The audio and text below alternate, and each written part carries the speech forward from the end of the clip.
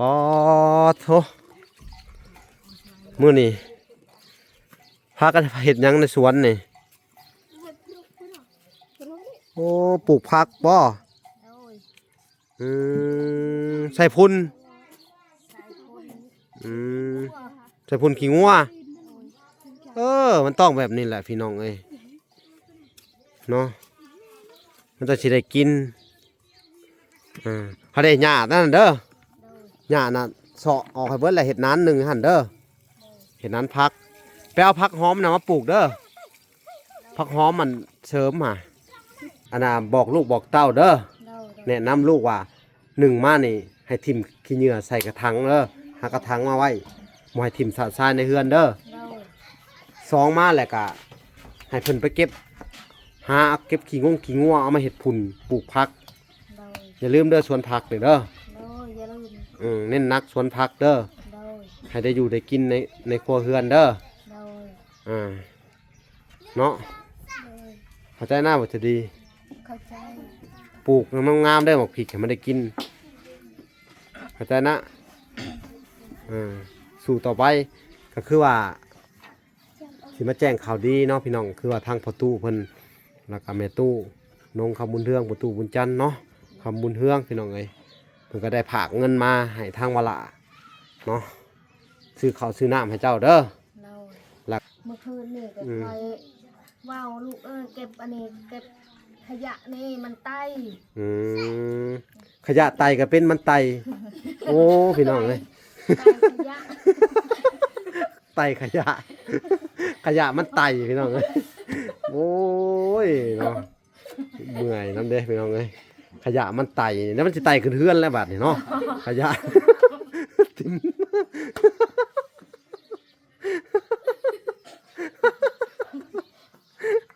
เนาะขยะทิ่มตัวที่แล้วมันจะไตขึ้นเฮือน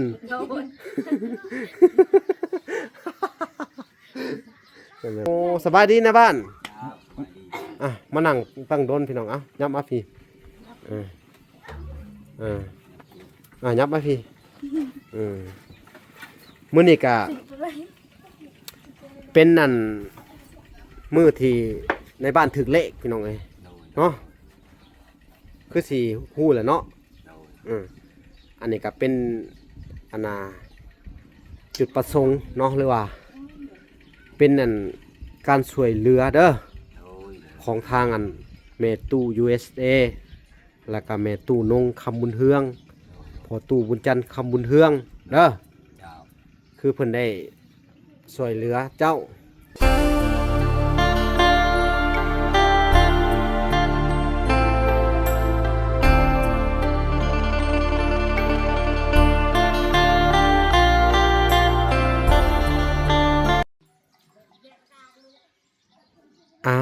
โอเคพี่น้องเอ้ยเนาะ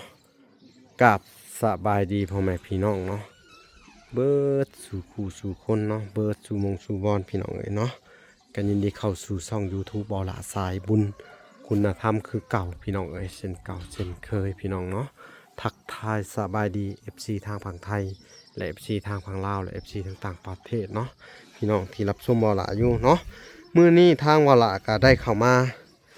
ติดตามและก็มาเยี่ยมยามทั้งครอบครัวสาวลีพี่น้องเลยเนาะหลังจากที่เพิ่นขึ้นเฮือนใหม่แล้วก็บ่ได้เข้ามาโดนเติบอะไรพี่น้องเลยแล้วก็สิมาเบิ่งพี่น้องเลยอ๋อโถมื้อนี้พากันเฮ็ดหยังในสวนนี่โอ้ปลูกผักบ่ใส่พุ่นใส่พุ่นขี้งัวมันต้องแบบนี้แหละพี่น้องเอ้ยเนาะมันจะสิได้กินเขาได้หญ้านั่นเด้อหญ้าน่ะเสาะออกให้เบิดแล้วเฮ็ดนานหนึ่งหั่นเด้อ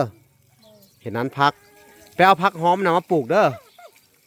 ผักหอมมันเสริมมาคุงกับกูดงอเป็นอย่างนะพี่น้องนี่พี่น้องเลยเพื่อก็ใส่พุ่นมื้อนี้บะตัวนี้นะเด้อนี่ปลูกเห็ดเป็นนั้นพักเด้อสินั้นพักบงเด้อนี่งามๆรถนี่ตัวนี้เด้อ พี่น้องเอ้ยอันนี้ก็เบี้ยหมักพริกอ๋อหมักพริกชุกบ่นะฮะหมักเบี้ยวนะฮะชุกเลยป๋อพี่น้องเอ้ยชุกหมักเบี้ยวได้ชุกไปเบิ่งเงินซาถ้าได้เหลืองๆหั่นน่ะหุ่นน่ะชุกเลยเฮ็ดได้กินหมักเบี้ยววันนี้ มาพอเพชรย้อนออกวันนี้นี่แหละสวนเพิ่นก็ได้พี่น้องเอ้ยปอหมักเนาะเขาจะขับไปเบิ่งก่อน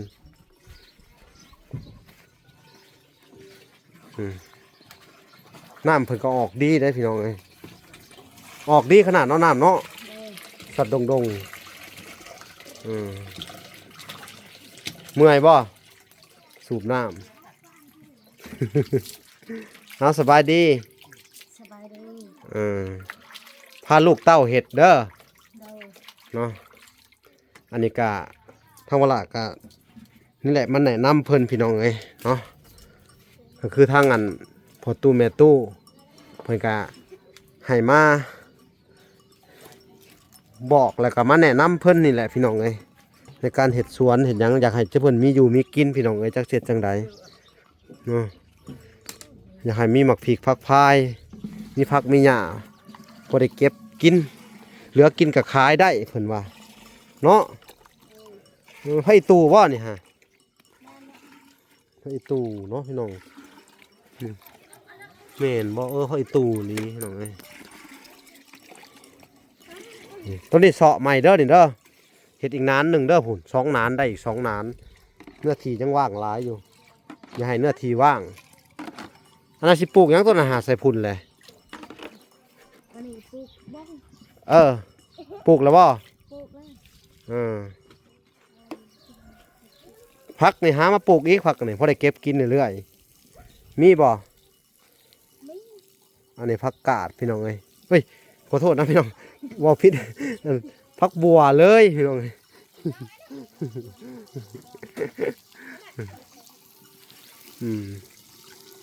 น้องสบายดี สบาย มันต้องแบบนี้แหละซอยกันเห็ดหัวเห็ดสวนพี่น้องเอ้ยพุ่นบุษดีก็ได้มักบวบมันนี่ตายแหละเนาะฮะเขาได้หันตายแหละมันเหี่ยวอีหยังเห็ดสมันอันนะฮะเครือหมักบวบพี่น้องเอ้ยอันนี้ก็ขึ้นสูงเลยนอนนี่เนาะพุ่นเจ้าชายมันขึ้นเลยเด็ดกินพี่น้องเอ้ยเพิ่นปลูกอันนี้มันเป็นประเภทเลื้อยเนาะเลื้อยเถาวัลย์เลื้อยขึ้นถ้าเด็ดร้ายมันก็แตกอยู่ได้พี่น้องเอ้ยนี่มังนี่ผักบุ้งเพิ่นพี่น้องเอ้ยดินอันนี้มันต้องจูดพี่น้องเอ้ย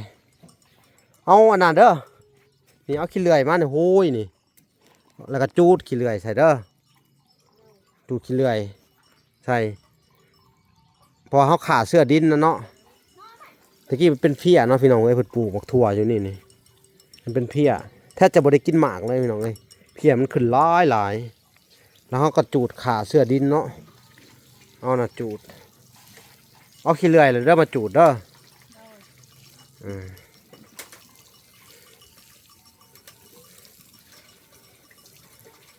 นี่นานว่างหลายอยู่พี่น้องเอ้ยไปเอาเบี้ยพักมาใส่เด้อ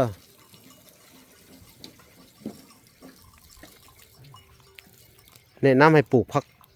นี่แหละพี่น้องเอ้ยพักหอมมันเสริมแล้วก็ผักบุ้งยามนี่ก็ได้กินอยู่ผักบุ้งนี่มันขึ้นตลอดมันบ่เลือกยามผักบุ้งเนาะ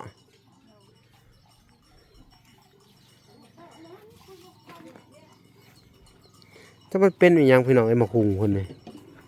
ขึ้นมาฮอดนี่แหละกะหรือว่าดินมันแข็งบ่เนาะมันกูดเลยแต่ปกติมันจะใหญ่ขึ้นเลย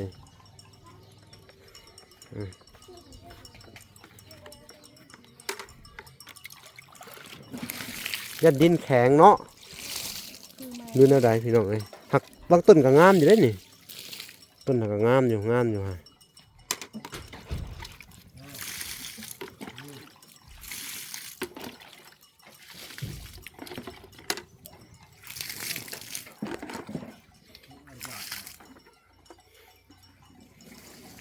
อันนี้ฮดเศร้าแรงเด้อ โดยโดย บักพริกมันจะสิได้อันน่ะเป็นหมากไว้บักพริกมะเขือพี่น้องเอ้ยนี่มะเขือยังนี่มะเขือหวานบ่หรือมะเขือคืน ไม่คือว่า เออ แม่กับปู่ หากระปูกพี่น้องคุณมา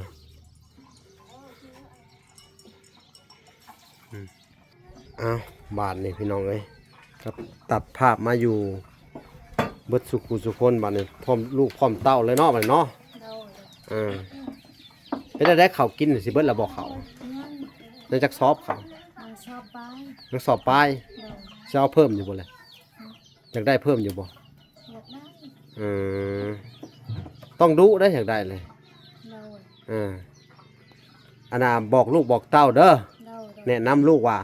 หนึ่งมานี่ให้ทิ่มขี้เหงื่อใส่กระถางเด้อหากระถางมาไว้บ่ให้ทิ่มสาดทรายในเฮือนเด้อ โดย สองมาแล้วก็ให้เพิ่นไปเก็บหาเก็บขี้งงขี้งัวเอามาเฮ็ดพุ่นปลูกผัก โดย อย่าลืมเด้อสวนผักเด้อ โดยอย่าลืม เน้นหนักสวนผักเด้อ โดย ให้ได้อยู่ได้กินในครัวเฮือนเด้อ โดย เนาะ โดย เข้าใจหน้าบ่จะดี เข้าใจ ปลูกมันงามได้หมกผิกให้มันได้กินเข้าใจนะสู่ต่อไปก็คือว่าสิมาแจ้งข่าวดีเนาะพี่น้องคือว่าทางพ่อตู้เพิ่นแล้วก็แม่ตู้นงคำบุญเฮืองพ่อตู้บุญจันทร์เนาะคำบุญเฮืองพี่น้องเอ้ยเพิ่นก็ได้ผากเงินมาให้ทางวละเนาะซื้อข้าวซื้อน้ำให้เจ้าเด้อ โดย แล้วก็ผากเงินมาให้อาณาลูกเจ้าเด้อ โดย คนละ300,000แต่มีข้อแม่เด้อ โดย ต้องอันนาขยันแต่ละคนเขาใจะนะ โดย ทำความสะอาดบ้านห้ามให้หกเนาะคือไปซะถุงหยอกถุงยางกินกะถือเขาไปซื้ออันนั้นอันนี่มาเลยเมียนเป็นทีเป็นทาง โดย เด้อ โดย แล้วก็สวยกันปลูกพักดูแลสวนเด้อ โดย ให้มันงามวันนี้เอาผักบุ้งมาปลูกเด้อ โดย ผักบุ้งกับผักหอมอันใบมนนั่นเด้อ โดย เอามาปลูกเห็ดงามๆเลยมีหลายบ่ผักหอมใบมน นี่ ไปขอมาหลายๆเด้อ โดย สิบอกสิแนะนำเด้อ โดย วิธีเห็ดสวนให้เนาะ โดย ดีใจอย่าบอกเป็นข่าวดีได้อนี่ ดีใจ แต่ว่าพาเห็ดได้อีกจักสิหามื้อสิมาให้เงินเด้อคนละ300,000เนาะ โดย หนึ่งในนั้นก็คือลูกในบ้านแน่เด้อ โดยอันนี้ลูกในบ้านเนี้ซอยคอย หั่นเด้ มันมาปะ บ่ปะเนาะ อัก็เฮ็ดซอย ลูกเจ้านี่ปะเจ้าช่ำเอาไปมา อันนี้ก็เฮ็ด อ๋อคือว่าลูกปะคนอื่นไม่เห็ดซอย ซอยคอยเวียดนี่ มันต้องเข้าใจซอยแม่เห็ดเวียกเด้อ โดย อยากได้อยู่บ่เงินฮะ ว้าวมันอยากได้อยากได้ เออต้องให้แม่บอกเนาะอยากได้เงินก็ได้ มันดู บ่ฮู้โพดพี่น้องเอ้ยเนาะ เมื่อคืนนี่ก็คอยว้าวลูกเก็บอันนี้เก็บขยะนี่มันไต้ อืมขยะไตก็เป็นมันไตโอ้พี่น้องเอ้ย ไต้ขยะ ไตขยะ ขยะมันไตพี่น้องเอ้ยโอ้ยเนาะเมื่อยน้ำเด้พี่น้องเอ้ยขยะมันไตแล้วมันสิไตขึ้นเฮือนแล้วบัดนี่เนาะขยะ ทิ่ม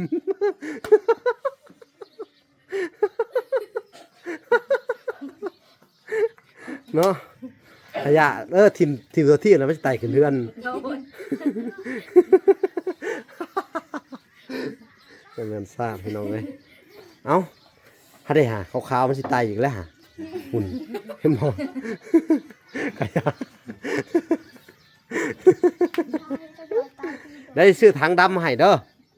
โดย เอาไว้ใส่ขยะเด้อเฮากินแล้วเฮาจักทำความสะอาดบ้าน มันก็เป็นตาหน่าอยู่เนาะเพื่อนบักงามๆหนึ่งใหญ่มันหกเนาะ โดย เข้าใจเนาะ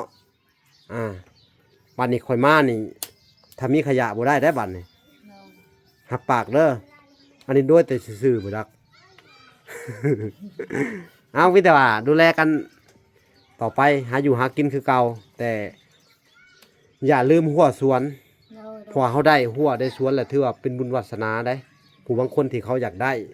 เขาอยากมีที่ดินปลูกกินเขายังบ่มีเลยเนาะ โด ทุ ย กเจ้าเนี่ยถือว่าโชคดีแล้ว โดย ที่ผู้ใหญ่เพิ่นเอ็นดูเมตตาสงสารเด้อ โดย มีแต่แนะนำลูกบอกลูกให้ทุกคนให้รู้จักความเข้าใจนะ โดย คืออันน่ะความสะอาดเรียบร้อยช่วยกันเฮ็ดเวียกเฮ็ดงานเด้อคือค่อยเว้าฮะจังนั้นมันก็สิเข้าสู่หน้านานได้นี่แบ่งเวียกกันไปหาลกกะช่วยเขาดำให้ดำนาแล้วอ่ะเนาะ โดย มันยังทาหนานะทาดังขยะมันไต่มาทาเห็นบ่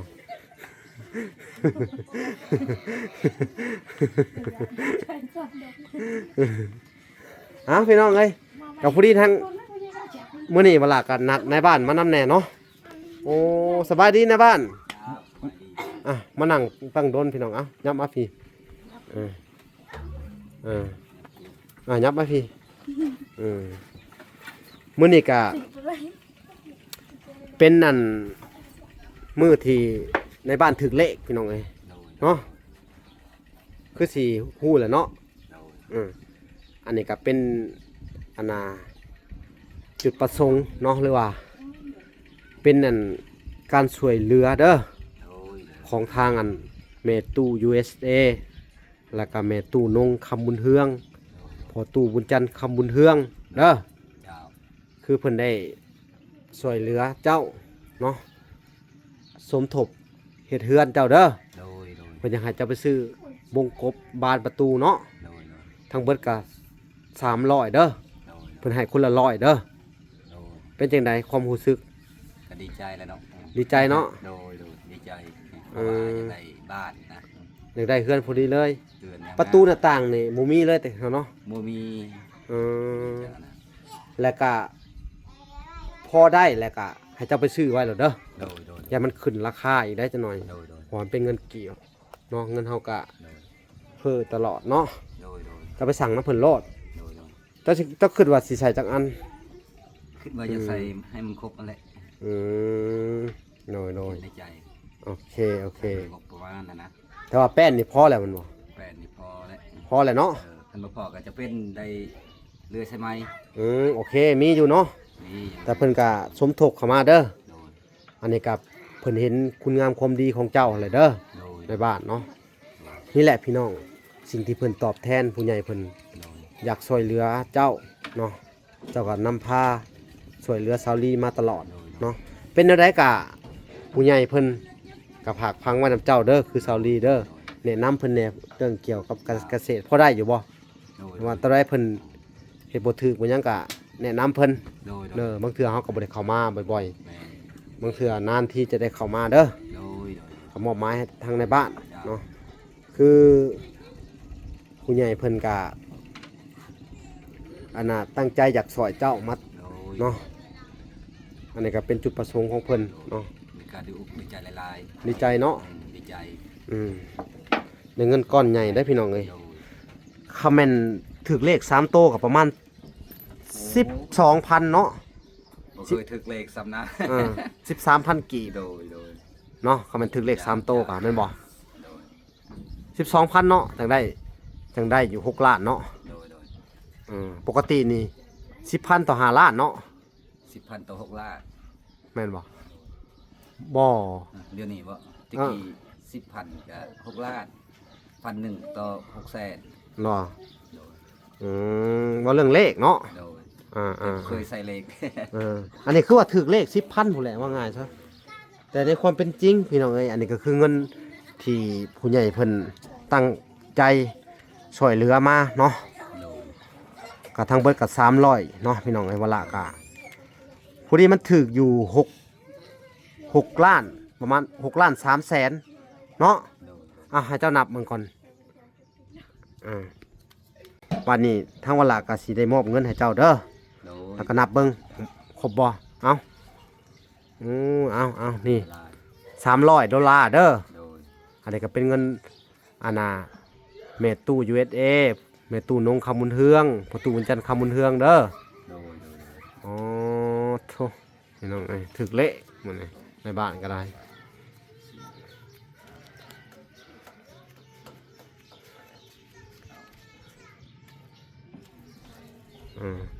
ครบบ่นับบ่รู้ใส่พรของเฮียนนับได้อยู่บ่อืม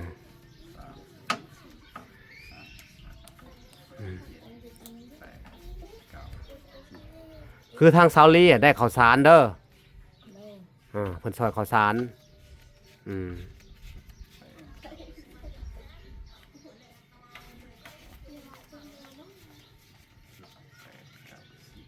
อืม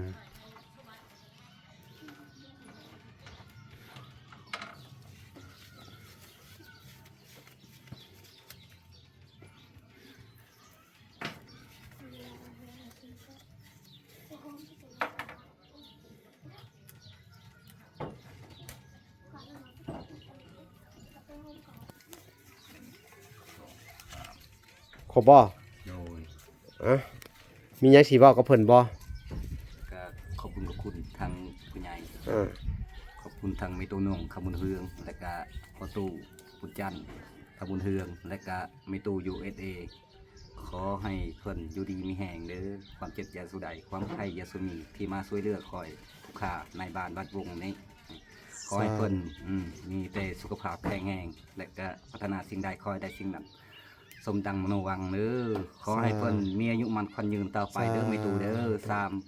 คนนั่นแหละ สาธุโมทนาบุญนำเด้อแม่ๆทั้งสองท่านเนาะแล้วก็ทางพ่อบุญจันทร์นำแน่พี่น้องเอ้ยเนาะคือว่าทางแม่ตู้เพิ่นกะนี่แหละพี่น้องเอ้ยขนาดโตเพิ่นเองเนาะ โดย บ่สบายได้อหาผ่าตัดมาใหม่ยังบ่ได้หายดีได้อหา โอ้ เพิ่นก็ยังมีน้ำมุกน้ำใจเนาะเพิ่นช่วยเหลือคนหลายๆหมู่หลายๆบ่อนเนาะทางแม่ตู้ USA ก็ได้เนาะแล้วก็ทางแม่ตู้นงคำบุญเฮืองเพิ่นก็ซอยหลายๆหมู่หลายๆบ่อนเนาะ จ้า พอตู้บุญจันทร์ก็เช่นกันพี่น้องเอ้ยมันก็ซอยหลายๆหมู่หลายๆบ่อนเนาะ โดย ก็คือทุกเจ้านี่คือเพิ่นเอ็นดูเมตตาสงสารอะไรได้เด้อ แม่ เด้อ การดีอกวิจัยลาย เนาะอ้าวสาธุเด้อ สาธุ เงินของเพิ่นเนาะที่มาทานมาแล้วเนาะครับ โดย ขอให้เป็นอานุสงส์ผลบุญเนาะ โดย เป็นของทานแก้วทานทิพย์เนาะ โดย ทานไปแล้วไหลขึ้นมาคือเก่าทานมือเศร้าไหลเข่ามือแรงเด้อพ่อๆแม่ๆเนาะขอให้เงินของเจ้าหมุนแทนกลับมาหาสุเจ้าตอบแทนสุเจ้า10 เท่า100 เท่า1,000 เท่าแสนเท่าเนาะล้านเท่าล้านเนาะสาธุสาธุเนาะบุญรักษาเทวดาคุ้มครองเด้อ โอ้ย เนาะ โดย เอ้า จ้า ก็ดีมุกดีใจนำเนาะทางวลากะขอแสดงความยินดีนำเจ้าเด้อ โดย นี่แหละพี่น้องเอ้ยคือเพิ่นว่าแหละโบราณเพิ่นว่า คนดีน่ะตกน้ำบ่ไหลตกไผบ่ไหม้เนาะ สาธุสาธุ เฮ็ดดีเฮาก็ได้ดีเนาะถ้าเฮ็ดบ่ดีก็จักสิว่าจังได๋แหละเนาะเฮาก็เว้าต่อไปบ่ได้พี่น้องเอ้ย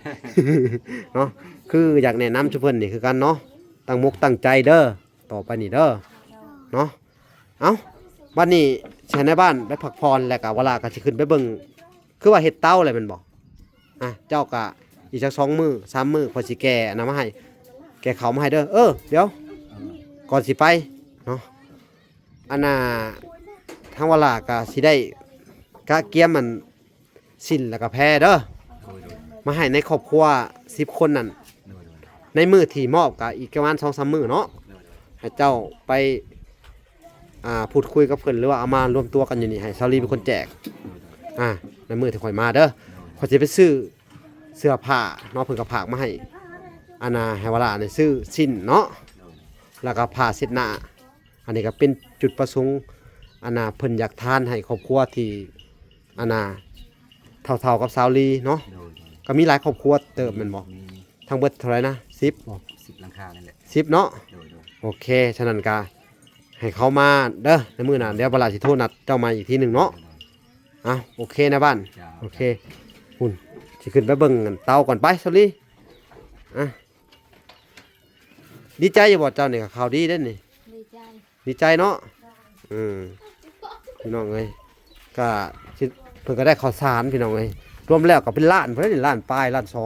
2ล้าน4แสนพุ่นนี่ข้าวสาร2 สอบ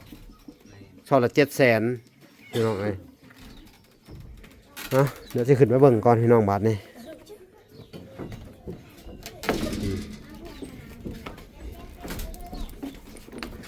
โอ้เห็ดแบบสิบ่คือเห็ดน้อยแท้ น้อย หึ บ่ได้ใหม่กันใหญ่เลย อืม บ่มีแนวตัด วันนี้ให้หน้าบ้านเลื่อยให้เด้อเขาจะให้หน้าบ้านเลื่อยให้ละเฮ็ดอันใหญ่ๆกว่านี้เด้อ โดยเอ้าคักแลบาดนี่เด้อ เด้อ ถ้าว่าอันน่ะยิ่งแม่ตู้น้องเพิ่นบอกว่าให้เรามาดังไผอยู่ตารางเด้อยันไผมันปิวใหม่หงใหม่เฮือนทำไมยังบ่ได้ใหม่แต่เฮือนนี่ได้มันลามของเฮือนใหญ่เด้อฮะระมัดระวังเด้อแต่ที่จริงเฮ็ดใหญ่ๆเฮ็ดใหญ่ๆอันนี้เฮ็ดเองเนาะเฮ็ดสีใหญ่ๆเด้อเอาตัดภาพมาอีกทีหนึงเนาะหลังจากมอบเงินมอบคำแล้วก็ทางวัดหลักก็แนะนำให้หน้าบ้านเพิ่นเฮ็ดอันนั้นเนาะเฮ็ดไม้อันนี้ให้เนาะแต่อย่าลืมเด้อเอาขี้แกบนี่เด้อไปเผาอันน่ะเดี๋ยวสิซื้อเบี้ยพักมาให้เด้อเนาะสิซื้อเบี้ยพักมาให้เพิ่มอีกแต่ว่าเบี้ยมักพริกมันยังหาขยายออกไปใส่ผุนใส่พลอยมันแหน่ผุนเบี้ยพริกเจ้าเด้อเนาะก็มาแนะนำเพิ่นพี่น้องเอ้ยบัดนี้เนาะทางวัดหลักก็บ่มีหยังพี่น้องเอ้ยบัดนี้ก็สิได้จบคลิปก่อนเนาะสิได้ขอตัวลำลาก่อนเด้อเอาจำได้เนาะ จำได้ จำได้มันบอกก็คือคำที่เฮามาแนะนำเพิ่นพี่น้องเลยก็คือเกี่ยวกับเฮือนซานเจ้าเองนี่แหละเด้อสะอาดก็สะอาดทุกเจ้าแหละพอบ่ได้สะอาดน้ำดอกเด้อเจ้าอยู่เนาะคือหมักพริกอันยังอันน่ะเครื่องปลูกของพังกับทุกเจ้าให้ได้กินเองที่ค่อยแนะนำมาเด้อบ่แม่นว่าซ้อนเด้อนี่เด้ออันนี้ก็ผู้ใหญ่เพิ่นให้มาแนะนำเด้อเนาะก็คือพ่อตู้แม่ตู้เพิ่นว่าอยากให้เจ้าปลูกพักถ้ามันหลายก็เก็บไปแลกหมักพริกแป้งนัวเนาะได้ถ้าเขาปลูกหมักพริกเขาก็บ่จำเป็นเอาไปแลกหมักพริกเขากินเองได้บ่ต้องซื้อตัวนี้เนาะแต่ว่าแป้งนัวมันบ่เกลือเนาะนั่นแหละคือได้สวนชำนี่แหละมีแต่ปลูกไปเลยบาดนี้เด้อจัดเต็มเนาะโอเคทางเวลาก็สิได้ขอตัวก่อนพี่น้องลำลาไปก่อนเนาะฝากติดตามคลิปตอนต่อไปเนาะคลิปนี้ขอกล่าวคำว่าสบายดีเด้อเนาะและสวัสดีพี่น้องพอกันใหม่คลิปหน้าบ๊ายบาย